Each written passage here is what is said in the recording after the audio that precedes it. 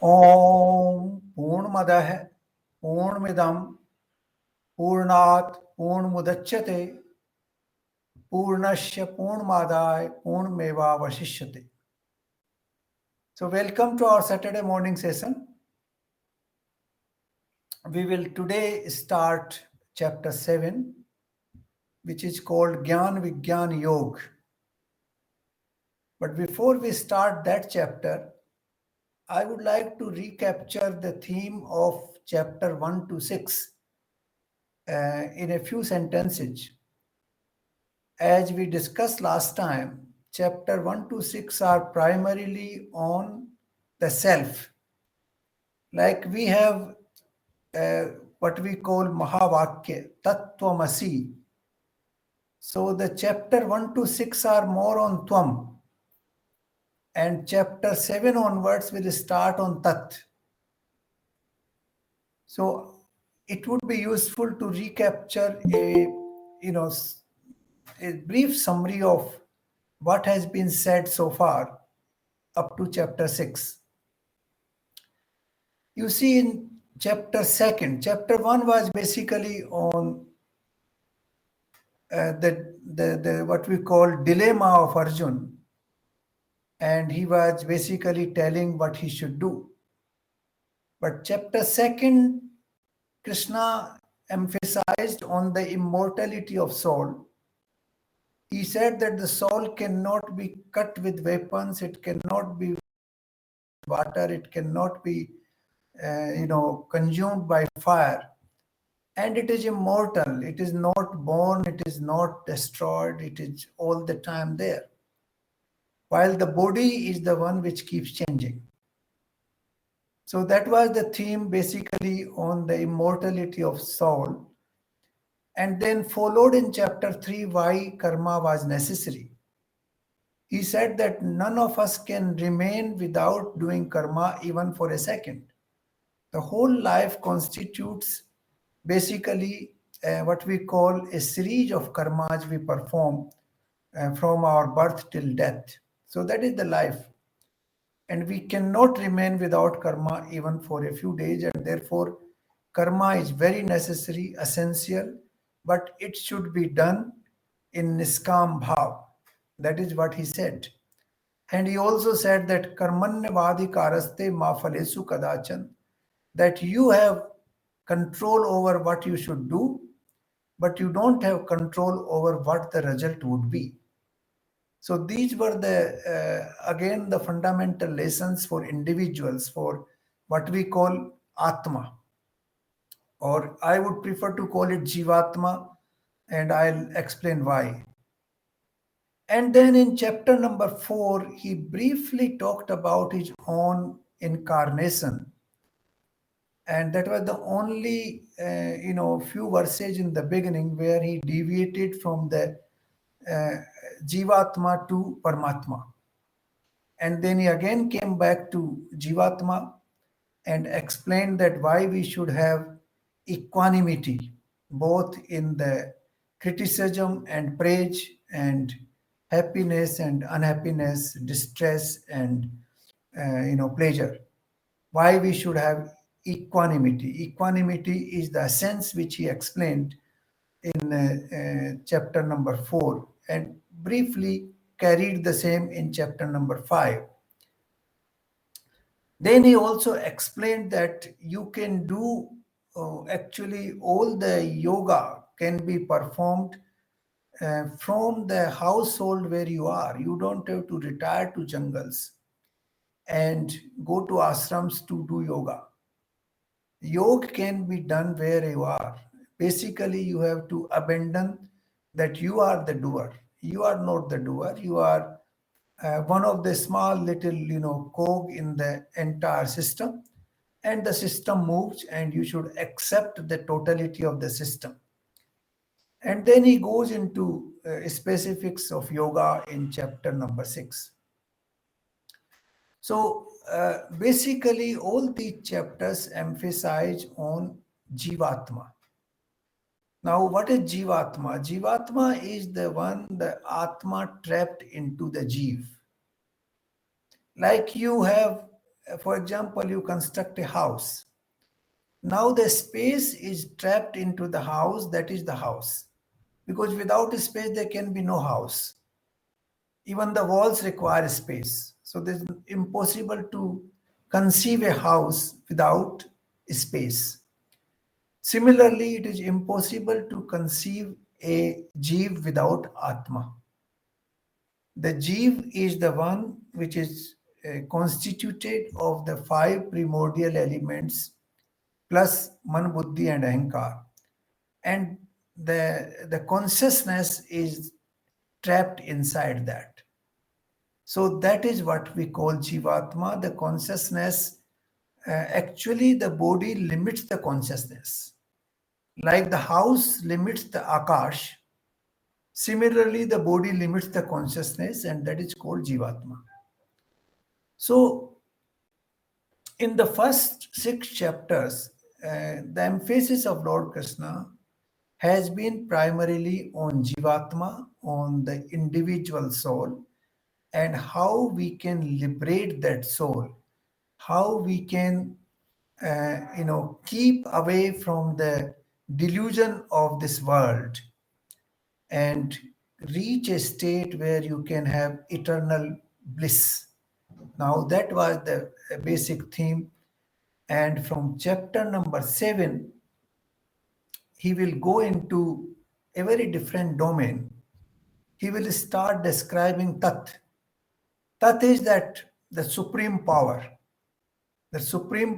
which regulates this universe. What is that supreme power? So this is a what we call transition from Jivatma to Paramatma. The chapter number 7 starts from there. Now, one more thing I would like to emphasize here, that the what we call expression of Atma depends on the kind of body you inherit. For example, you have electricity. Now, electricity in a bulb will give light. Electricity in my laptop makes it run. Electricity in a heater gives heat. Electricity in air conditioner makes things cool. So the body determines the expression of electricity. Similarly, the body determines the expression of Atma, how it comes out. For example, Atma trapped in a dog's body will have a different pattern altogether. Atma trapped in a fish body will have a totally different expression, and Atma trapped in human body will have a totally different expression. And the human body is the most important because in this body, the Atma can express itself in the most developed form, in the most evolved form. In other bodies, Atma cannot express itself in a very, very evolved and developed form. And that is why there is a lot of importance given in Indian ancient writings to what we call Manav Deh. That Manav Deh is very important. After 84 lakhs of different kind of bodies, you enter Manav Deh, and that uh, body enables you to evolve into not only a better human being, but also to become Brahma itself. Tattvamasi or Aham Brahmasmi, that realization is possible only in the human body. And that is why human body has been given an extremely high, I would say, uh, uh, distinct mark by our sages in the past, that this in this body you can work for your total liberation and you can become one with the Almighty. And these are basically the lessons which Lord Krishna has taught us so far in 6 chapters of Bhagavad Gita. In the last chapter, the sixth one, he went into the minute details of how we can restrain, how we can manage our sense organs, our mind, and how we can attain equanimity. So he has gone into great details there in the what we call practice of yoga. The human body enables that. No other body will enable that. A dog cannot do that, or elephant cannot do that. It's only human being who is endowed with that kind of power, with that kind of mind, which can enable him to exercise full control over his sense organs and the mind itself, so that he can liberate himself and become one with the Almighty, or achieve union with the Almighty. So, this is what we have learned so far. This is extremely, I would say, supreme knowledge, which is not easy for any scripture to describe in such a detail, but still in a few verses. And now we will start chapter 7, which is called Gyan Vigyan Yog. Gyan Vigyan Yog, we will understand what it means. But let's start with verse number 1. Shri भगवान बोले, हे पार्थ, अनन्य प्रेम से मुझ में आसक्त चित्त तथा अनन्य भाव से मेरे परायण होकर योग में लगा हुआ तू जिस प्रकार संपूर्ण विभूति, बल, ऐश्वर्य, गुणों से युक्त सबके आत्मरूप मुझको संशय रहित जानेगा, उसको सुन. मुझको कैसे जानेगा? That is how you will understand me. Now, I would like to clarify here, me does not mean Krishna himself. Me means the Brahman, the supreme power. Because the me here in the form of Krishna is revealed, the supreme power is revealing itself through Krishna to the world. And therefore, it is the supreme power which is speaking, not the Krishna. In fact, it has nothing to do with the egoism that you understand me. No, it is the explanation of the supreme power, that how you should understand him. Now, there are few words here which you must understand. Maya sakt mana, Maya sakt, that mujhme asakt man, that you have to dedicate your mind to me. It has to be has total asakti in me, not in the world. Because if the asakti is in the world, then you cannot go into the union with Almighty. These are two contradictions. Either you remain in the world or you remain with the Almighty. So here he starts with the very first word here is that Maya Saktmana, that your mind should be totally dedicated to me. That is what he starts with. That is the precondition of starting. Then only you will to understand me properly. And then he goes further down. Then he says, Asansayam, that you should not have any doubt in what I am saying. That doubt, if arises, it means you are not Maya Saktmana, that your mind is not fully dedicated to me. You have not totally surrendered to me. So that knowledge you can understand only through total surrender. That is what he means here, that you have to surrender yourself to the Almighty completely, and then he will explain what the Almighty is, how he is, how he appears in the world, how he regulates this world. He is explaining all that in the subsequent verses, slowly. There's another word here which has been used, madasray.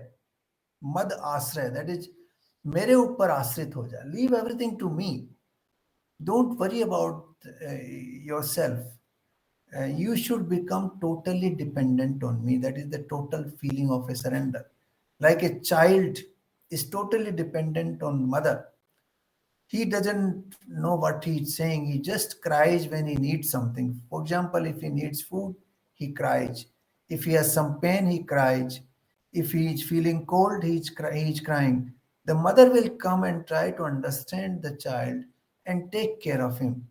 Similarly, if we totally surrender to the God will take care of us. Then we don't have to worry about that.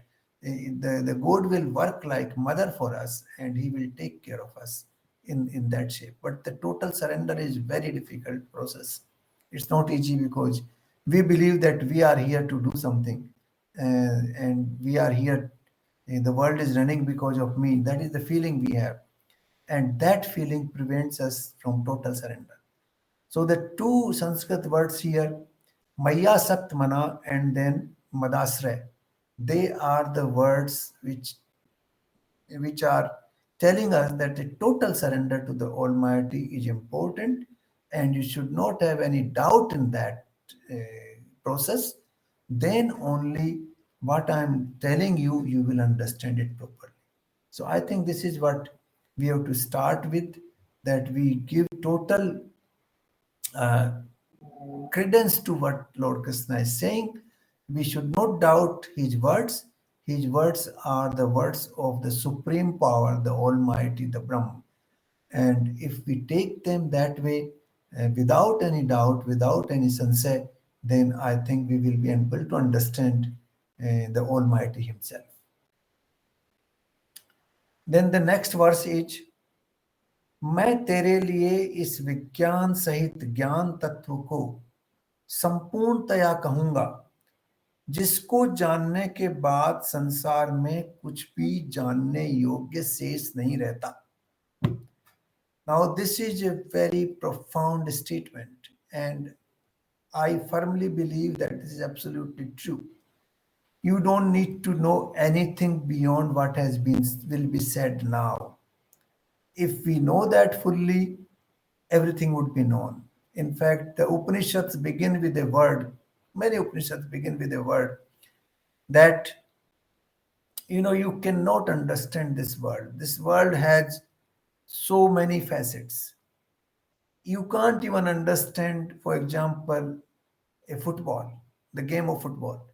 Itself is a vast universe in itself. People can spend whole life understanding all the systems of football and how the football is played and what are the records and who are the players and what are the championships. And you cannot understand. Take the world of music or simply take the human eye, for example. A doctor spends entire life, not only one doctor, and life after life, doctors spend their lives on understanding the human eye, and they cannot understand that. So we cannot understand this world fully because it has threads and threads which keep spreading one after another. It's infinite process. So tell us one single thing. By understanding that, you understand everything else.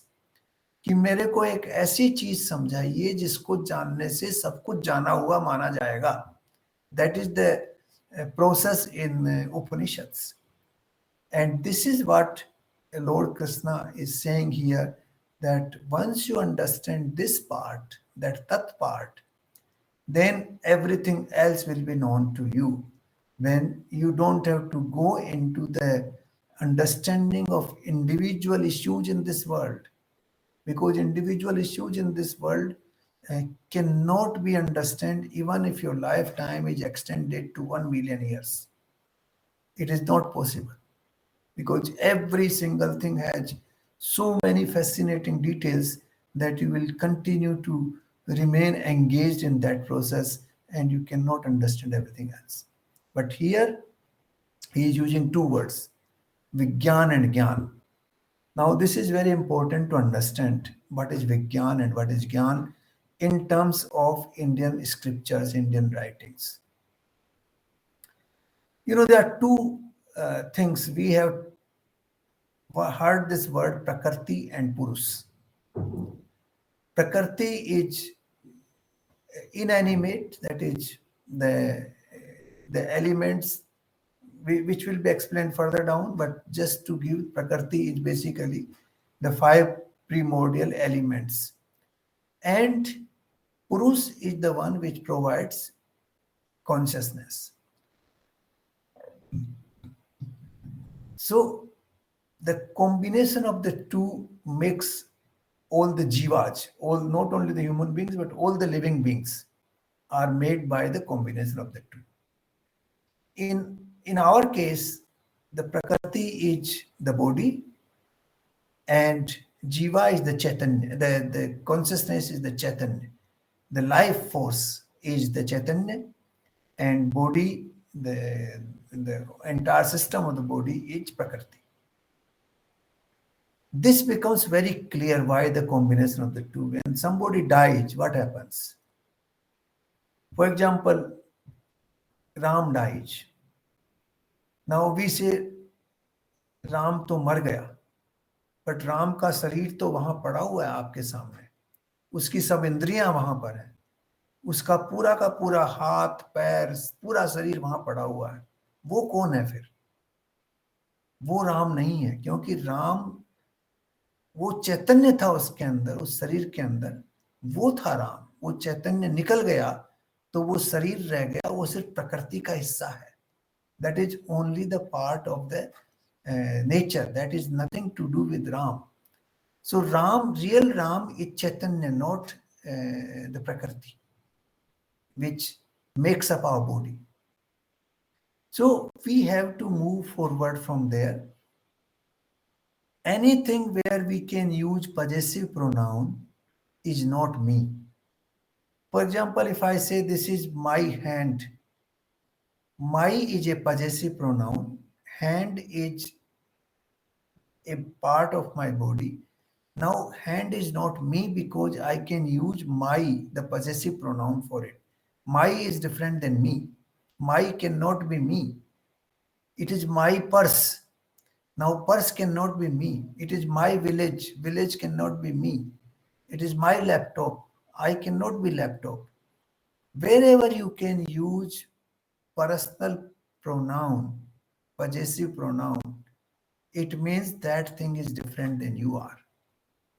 So for our body also we say this is my mind, this is my intellect, this is my lungs, this is my leg, this is my body. We say that. So body we are able to use possessive pronouns. The body is not me. Body is separate from me. So that becomes very clear at the time of death also. We say that the Chaitanya has left, the Ram has left there, the body is only there. मिट्टी जिसको अपन कहते हैं, in normal language here they call it तो मिट्टी रह गई. The Ram तो चला गया, मिट्टी है बची हुई है ये. And then we go and put it into the fire, and that is reduced to a little part of ashes. So this is how the body is made of two elements, Prakriti and Purus. The Purus is the one which provides life, and Prakriti is the one which provides the body. Now we were discussing the word Gyan and Vigyan. Now Vigyan is the knowledge through which we understand Prakriti, through which we understand nature. For example, you want to understand water. Water is made of what? Or you want to understand a particle of soil.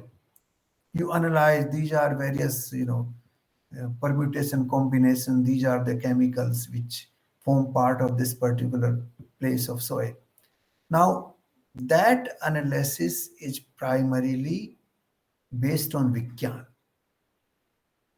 So through Vigyan, we analyze Prakriti, we analyze Padarth. In Sanskrit, we call it Padarth. So Padarth का जो analysis होता है, उसको कहते हैं Vigyan. This is what the Western world is doing today. They come out with different materials, They go and analyze, various chemicals. They go and analyze various events. They go and analyze, for example, the soil of the moon or the soil of the Mars. So this analysis of padartha, this analysis of any part of the nature is called Vigyan. That is fundamentally the approach of the West.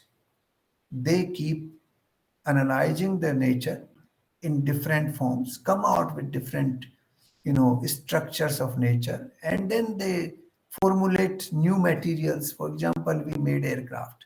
Now, new materials were formed by analyzing the existing things and recombining them together. Then they want to analyze how a person swims in water, and then they come out with ships and submarines which float in the water, which live in the water. This is an analysis of padarth, of nature, and that is called Vigyan. And what is Gyan? Gyan is primarily to understand the Chaitanya, to understand the consciousness which drives, which gives life to a body. That is Gyan.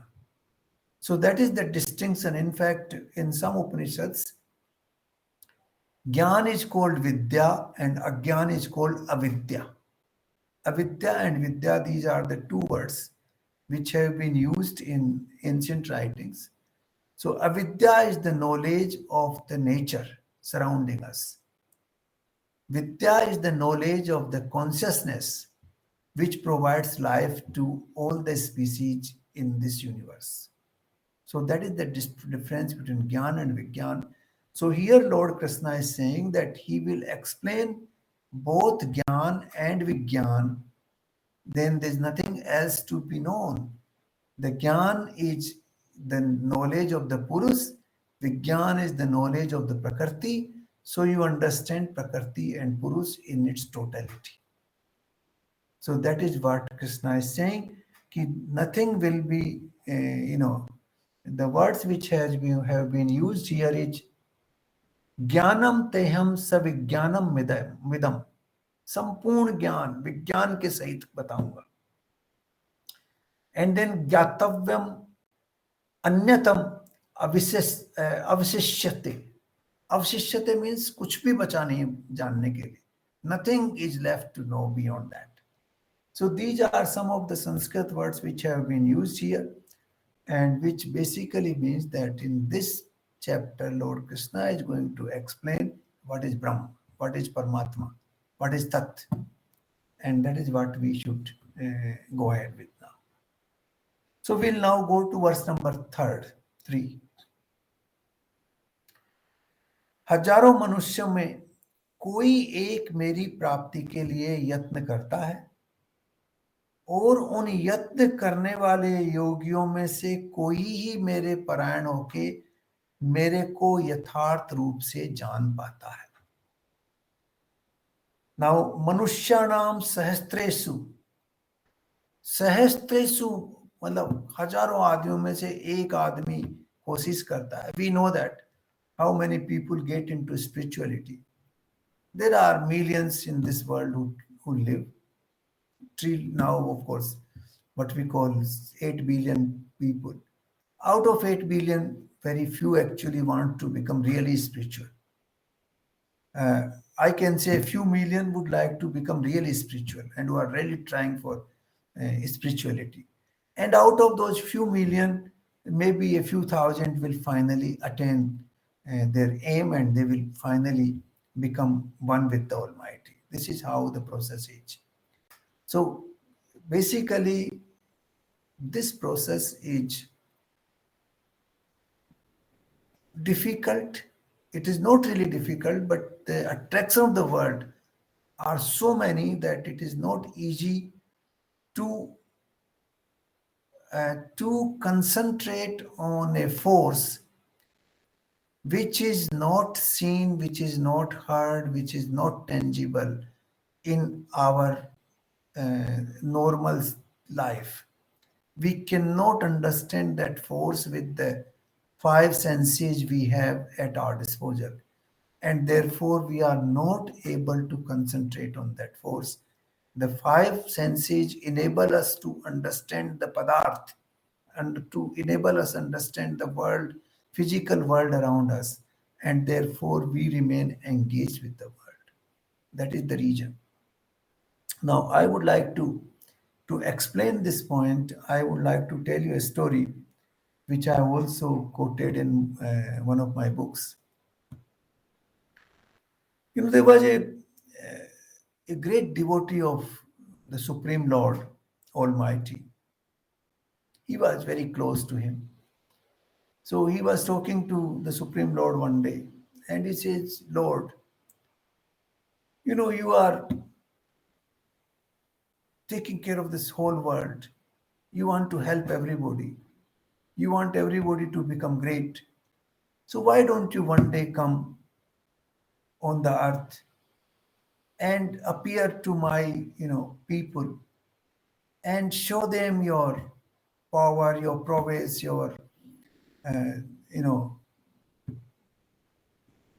what you call strength, so that those people can surrender to you and they can become one with you and they will be, raised in their consciousness. They will become one with you. They will be liberated.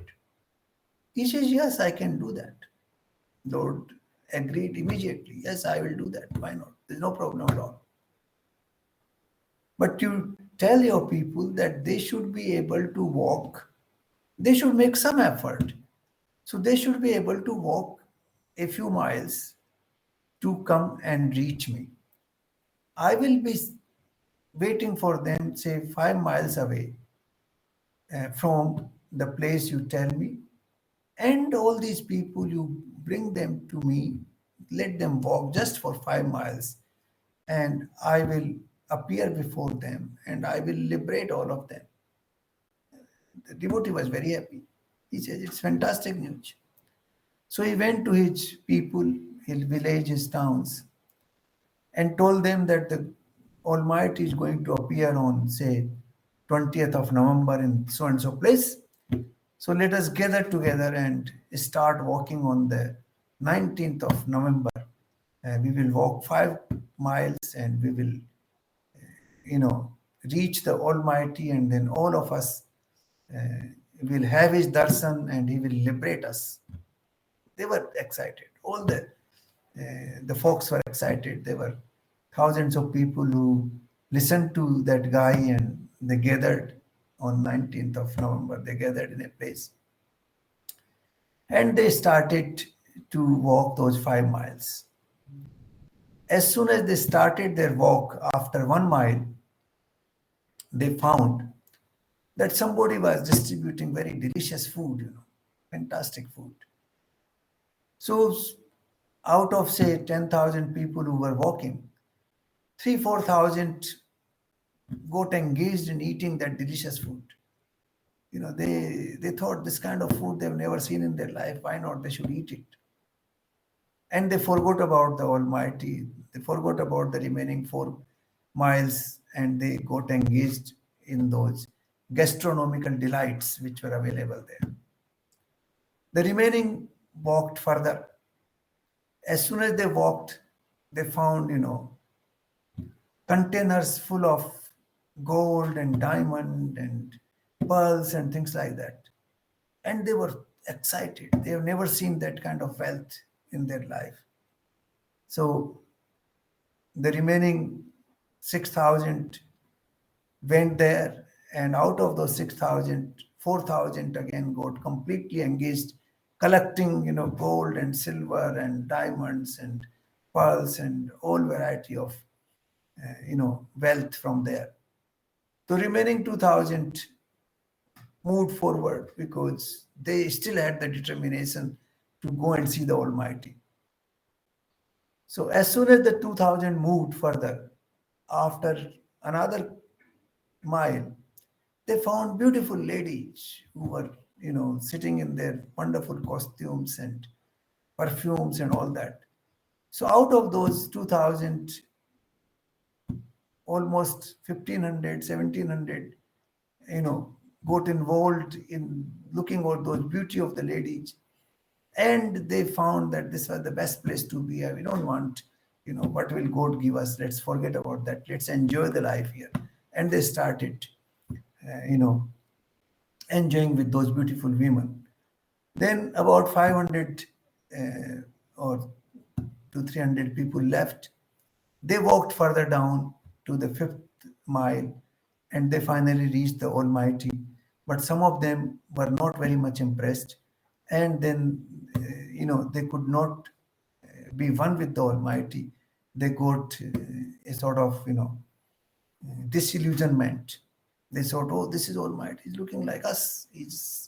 There's no difference between me and him. So they could not even understand that. Only about 4 or 5 people who could understand him, who could dedicate themselves fully to the Almighty, and they became one with the Almighty, and they became like Supreme God themselves. So out of 10,000 people, 2, 3 people finally could unite with him. So this is how the attraction of this world works. The world keeps you engaged into so many things here. Somebody is engaged with his profession, somebody is engaged with collection of wealth, somebody is engaged with power politics, somebody is engaged with wealth, somebody is engaged what we call philanthropic activities. Somebody wants to become very prestigious guy. He wants to earn a lot of goodwill in the society and wants to become an honored man in the society. So all these attractions keep us engaged but away from the Supreme Lord. They do not realize all these attractions are because of that Supreme Lord. If we are one with him, then all these are already attained, automatically attained. There's nothing else remains to be attained. So that is why people are not able to reach him. The fact is that we remain so much distracted in the worldly things. The worldly things appear in different forms and they attract us in variety of forms, that we forget about the Supreme Lord, and the total surrender becomes impossible. Very, very few people do that surrender. And those who do that, they understand him fully and they become one with him. So this is the reason why he has said this, and this is the truth. This is how the world works and operates. Now he comes to the explanation of Vigyan and Gyan from verse number 4 onwards. So let us see 2 verses today, and then we will move forward later on. Verse number 4 and 5. Prithvi, Jal, Agni, Vayu, Akash. These are 5 Panch Mahabhut. Prithvi, Jal, Agni, Vayu, Akash. Then Man, Buddhi, Ahankar.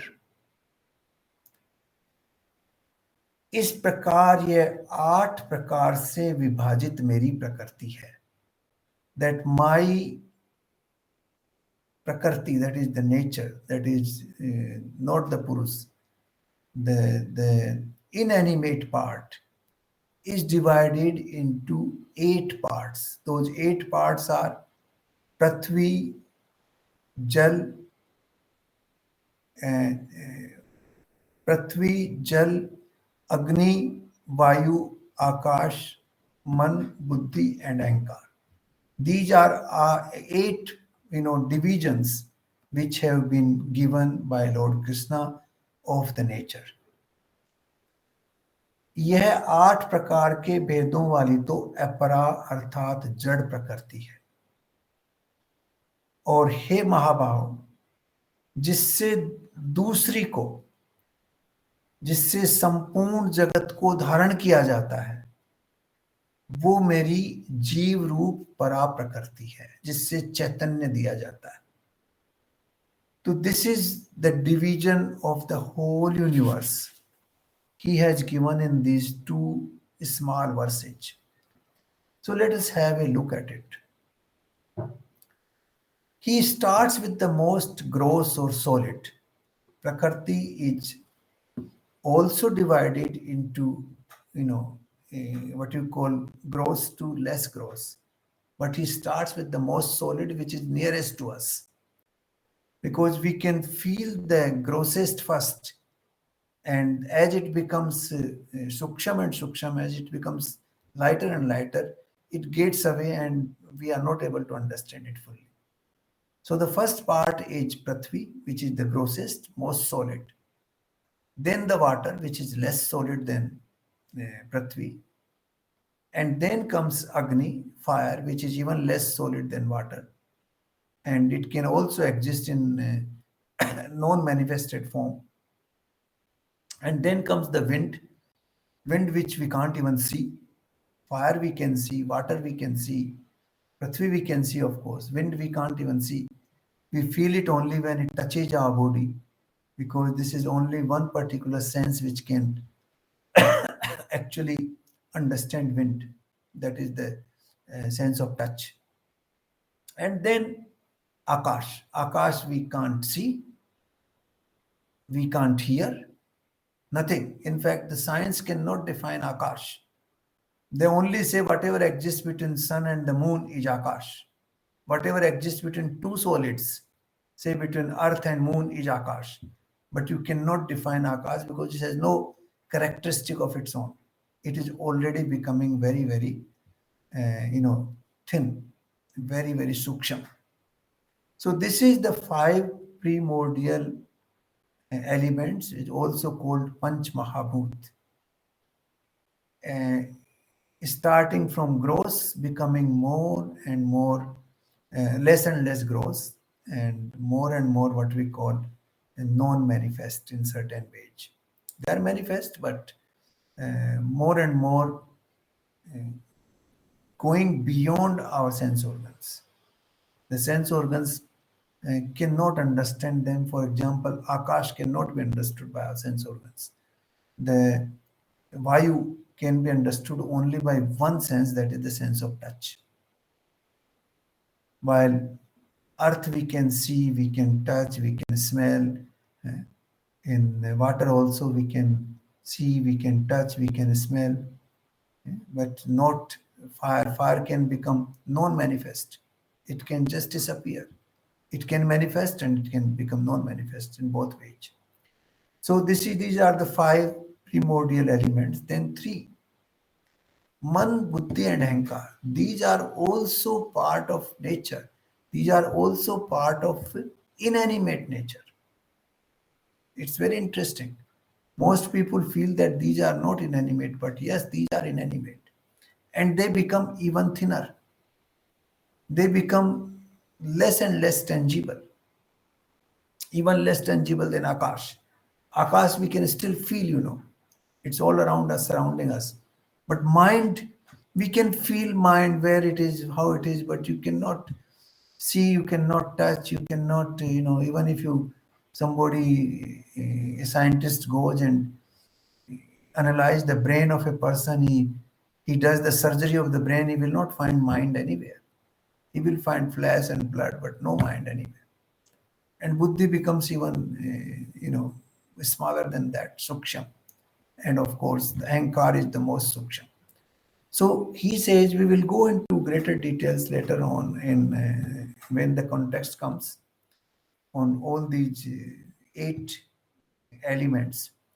So he says that each eight elements are part of Vigyan. These are part of nature, and we can analyze them with Vigyan and we can understand them. That is what he says.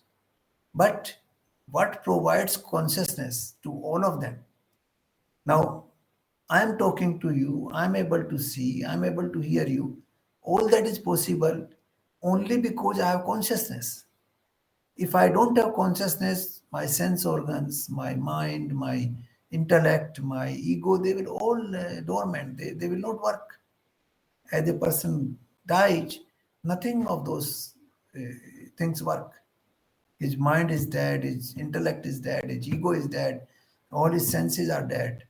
Nothing can be, made operational without the consciousness. So he says that consciousness is the one with which you hold the entire world. Now I'm able to understand the world only because of consciousness. So that is a different force altogether, and that force has been called as Parasakti. And the eight elements, the forces of eight elements, is called Aparasakti. So the combination of the two, Para and Apara, or Prakriti and Purus, that is the one which makes this whole universe. The universe is made of these. The Prakriti makes the inanimate part, and the Parashakti makes the animate part, and the combination of two gives birth to the entire universe. So that is the first part of Jnana and Vigyan. Without that knowledge, we cannot understand Tat. Who is Tat? What is that Tat? What is that superior force? What is that supreme force? What is that universal consciousness? What is that Paramatma? We cannot understand that without understanding these eight elements of the nature and the consciousness which provides uh, life to all that which we see in this world.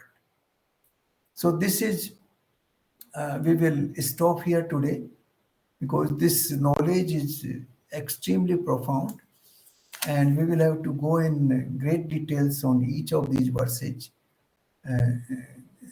later on as we move forward, because this is the knowledge of the whole universe. Once we understand this chapter fully, practically there would be nothing which will be left to know.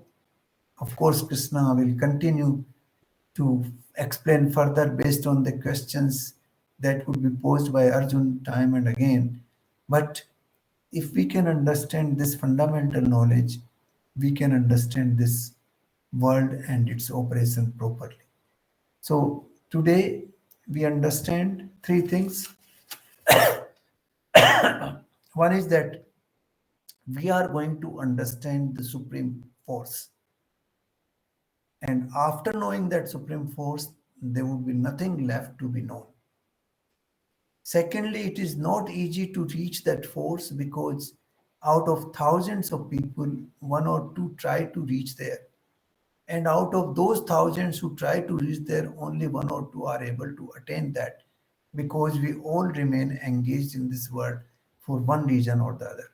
And therefore, it is not easy for an ordinary human being to be one with the universe, to be one with the Almighty. So that's the second part. And third is that these eight forces, that is Prithvi, Jal, Agni, Vayu, Akash, Man, Buddhi, and Ahankar. These eight forces, they constitute the physical world in which we live. And that physical world, the Vigyan of that physical world, can be understood through Vigyan. And the consciousness comes from Parasakti, which provides life to all that. That is, to understand that Parasakti is Gyan. That is the knowledge of Chaitanya, and this is the knowledge of Prakriti. So Prakriti and Purus, these two put together make this entire universe in which we live. Thank you.